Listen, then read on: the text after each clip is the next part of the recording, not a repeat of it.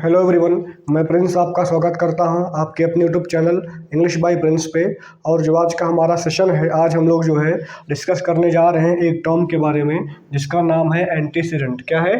Antecedent. आज हम लोग सीखेंगे कि जो आपका वर्ड होता है एंटीसीडेंट, इसका मतलब क्या होता है और इसका जो है इस्तेमाल जो है ग्रामर में किस प्रकार से किया जाता है, और जो हमारे एग्ज़ाम में क्वेश्चंस पूछे जाते हैं उन क्वेश्चंस में जो है इसका क्या रोल है और कैसे हमें जो है इसका इस्तेमाल करना है किसी भी सेंटेंस में एरर को स्पॉट करते समय।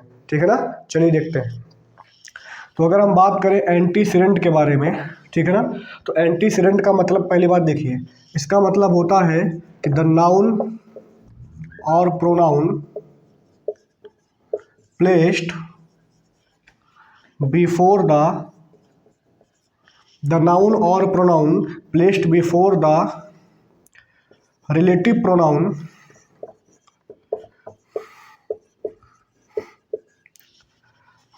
is called its antecedent।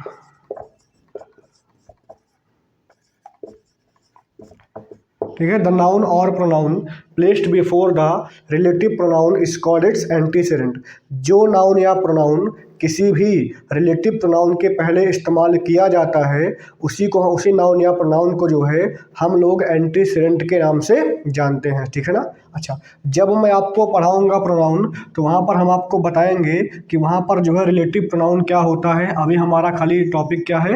Antecedent है, इसी को हम लोग सीखेंगे। ठीक है ना?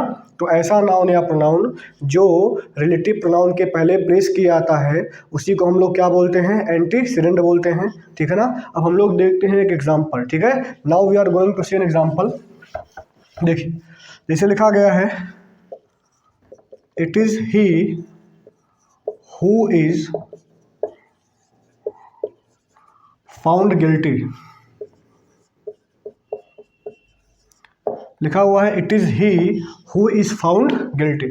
समझ में आ गया? आपके सामने एक सेंटेंस लिखा हुआ है, it is he who is found guilty. अगर आप इस सेंटेंस को ध्यान से देखेंगे तो इस सेंटेंस को देखने से जो है आपको एक चीज़ पता लगेगा कि यहाँ पर आपका जो हु है वो क्या है? बोलो, रिलेटिव प्रोनाउन है। क्या है? रिलेटिव प्रोनाउन है। और यहाँ पर जो हु के पहले आपका ही इस्तेमाल हुआ है, यही आपका क्या कहलाता है? एंटीसीडेंट कहलाता है। समझ में आ गया?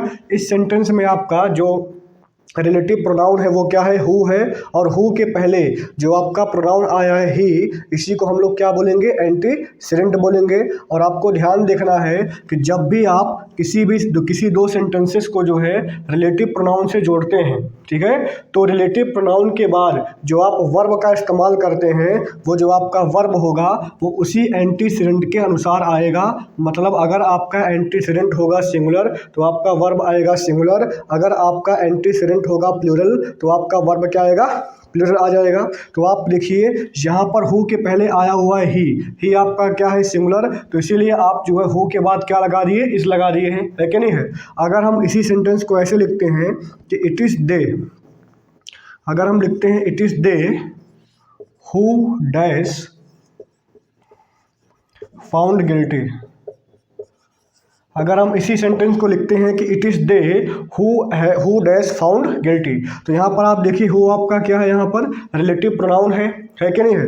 हु के पहले आपका दे आया हुआ है। और आपको पता है कि रिलेटिव प्रोनाउन के पहले जो नाउन या प्रोनाउन का इस्तेमाल किया जाता है उसी को क्या बोला जाता है?